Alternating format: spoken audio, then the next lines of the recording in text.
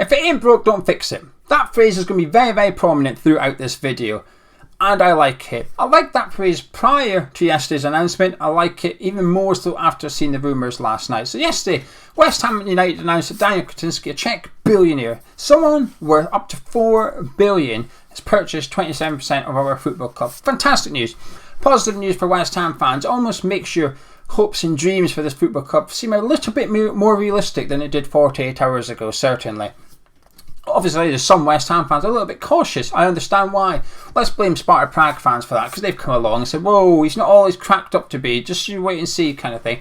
But for the sake of this video, I'm going to put that feedback from the Prague fans to one side. Okay, I'm naively going to continue as if I don't know that bit about Daniel Kretinsky. And to be fair, I don't. We'll discover it along the way, because we've started on a journey together. West Ham United, Daniel Kretinsky and West Ham United fans. This is a new journey starting yesterday.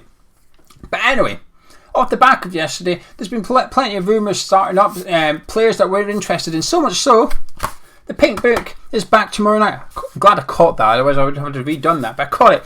The Pink Book's back tomorrow night. Transfer rumours are heating up. But this video is still going to deal with the transfer window, but more of a strategy rather than who we are after.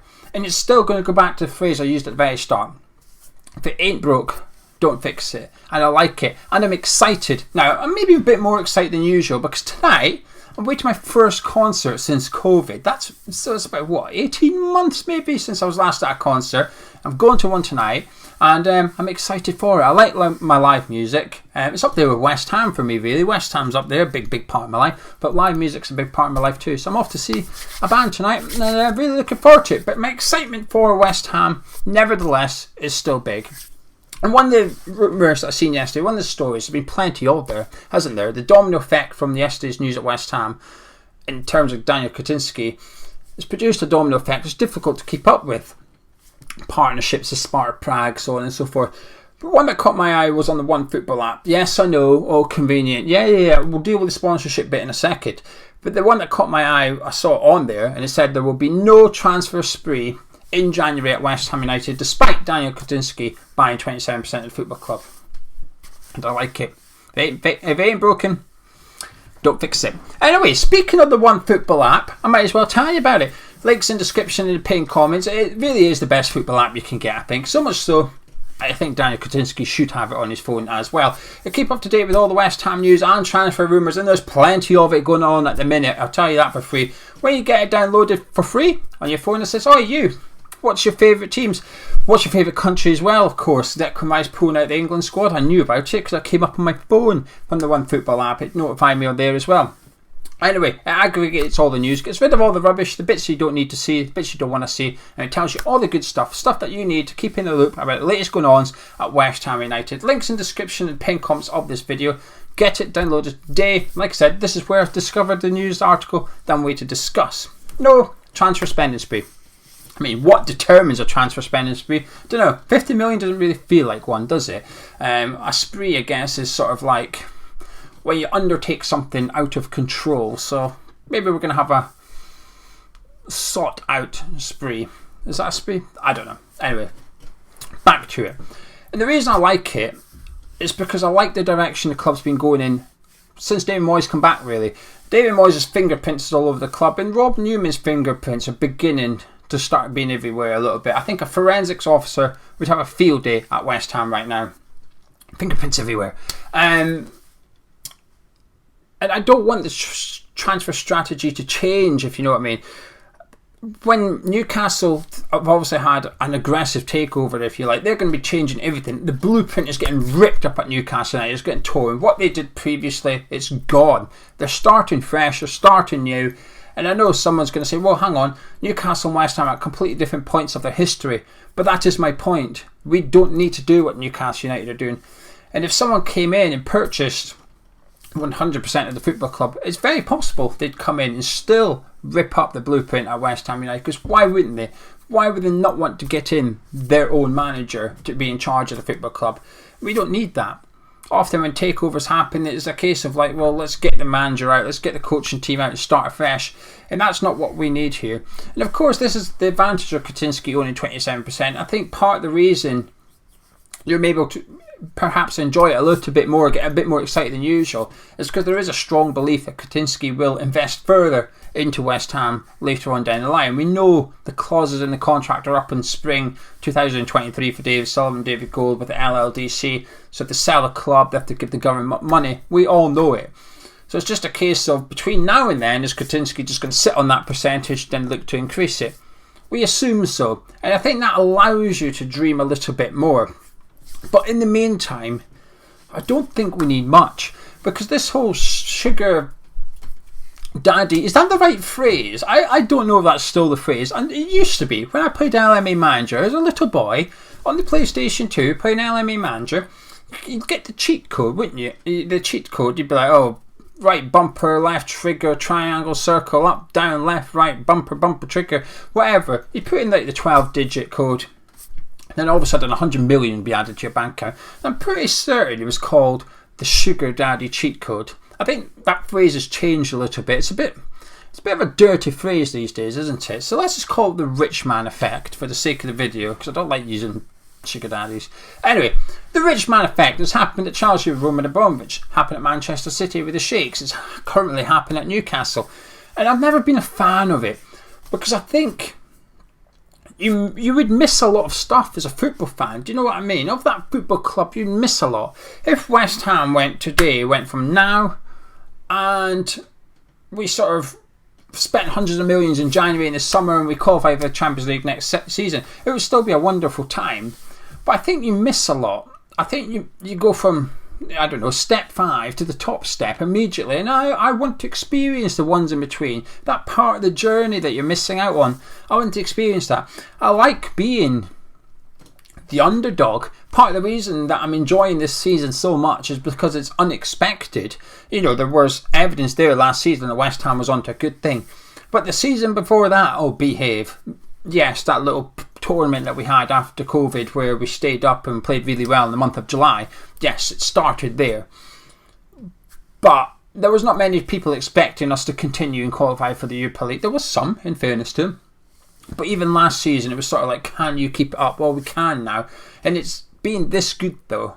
Being top of the Europa League, quarter-finals of the League Cup, third in Premier League after 11 games. That was still unexpected to me. That allows me to enjoy it a little bit more as a fan. If we were to go on and qualify for the Champions League or win the FA Cup this season, I think I would cherish it more because we've done it as the underdog. And when you start throwing millions around, when you start writing blank cheques, the expectation is there to qualify for the Champions League every season. And I'm not saying it gets boring being Man City now, but I wonder if you were to ask fans that experience them pre-shakes and after shakes, if they maybe now and again just like to turn the clock back and just enjoy the underdog thing once more. I wouldn't be surprised if they did, because your culture of your club changes when you do that. And at the minute, with this takeover, this 27% by Kretinsky, we don't have to do that. We don't have to change the culture. We continue to grow organically, and that's why I'm a big fan of this sort of investment, if you want to call it that. And like I said at the start, I'm aware at Sparta Prague there's not a good feeling between the fan base and Kretinsky, and they don't think he's the best owner and he's not been great for Sparta Prague. I'm aware of that, but like I said, I'm being blinkered on purpose for this video to get my point across. Because with the January transfer window around the corner, I think what we will see is not much changing at West Ham, but I'm hoping we change a bit. And when I say that, I don't necessarily mean rip up the blueprint. I hope Moyes is able to continue doing what he's doing in terms of transfer strategy, targeting the same players, but instead of getting one, he's getting two. Do you know those 5-a-side things you get on social media? £5 tier, £4, £3, £2. Right, you got 15 quid, build your 5-a-side team. You basically buy one of the top players. So if you were doing a West Ham version, I'll have Declan Rice from the next one down. I'll have Ogbonna, the next one down. Okay, I'll have Ben Johnson from it. You know the ones I'm talking about, right? With the investment from Kretinsky, crikey, I just hope it allows Moyes actually to have two from the top tier. And going into January transfer window, of course, we're going to get the questions, what's your dream window look like? Prior to this, it was, well, for me only, Jesse Lingard would be my number one target.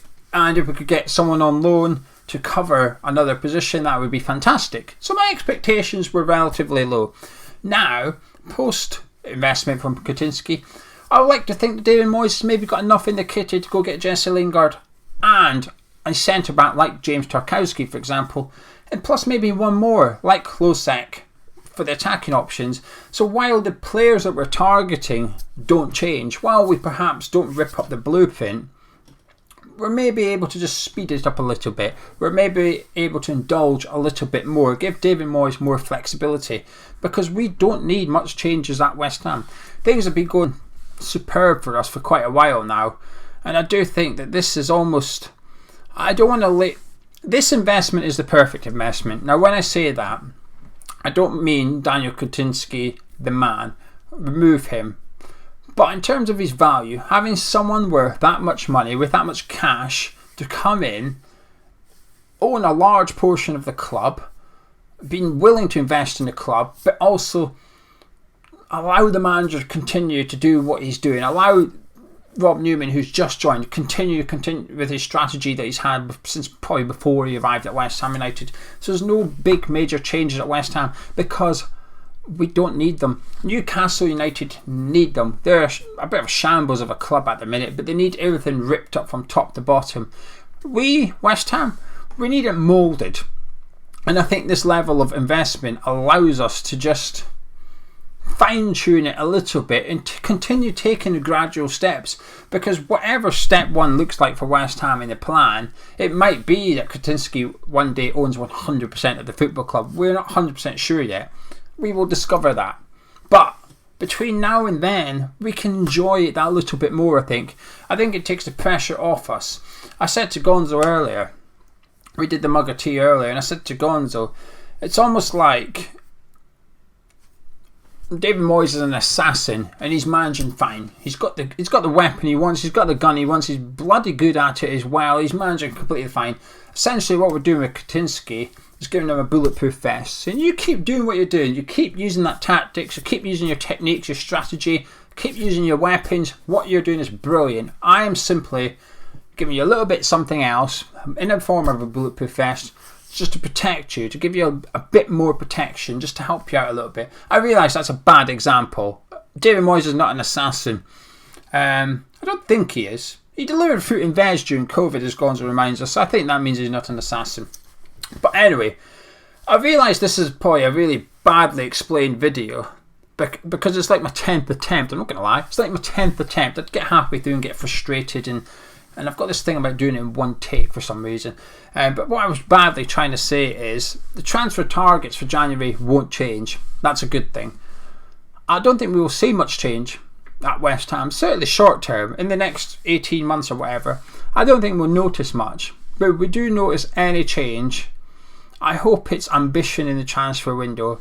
And like I said, I'm not dismissing what we've done in the transfer window. If anything, this is more reason to give Moyes a couple of extra checks, not a blank check, but a couple of extra ones in his back pocket. Say, there you go, Dave, instead of 30 million, have yourself 50. Go out there, because we know, as West Ham fans, we're on the verge. This feels like a special season, and it feels like with the right couple of purchases in the January transfer window, we can really have a good go at it and possibly achieve top 4 football. And I just hope that this investment allows us just to,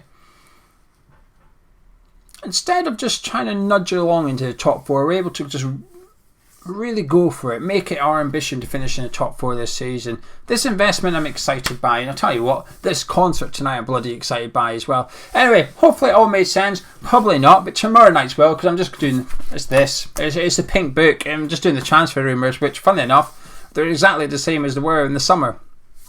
But I like it. Do you know why?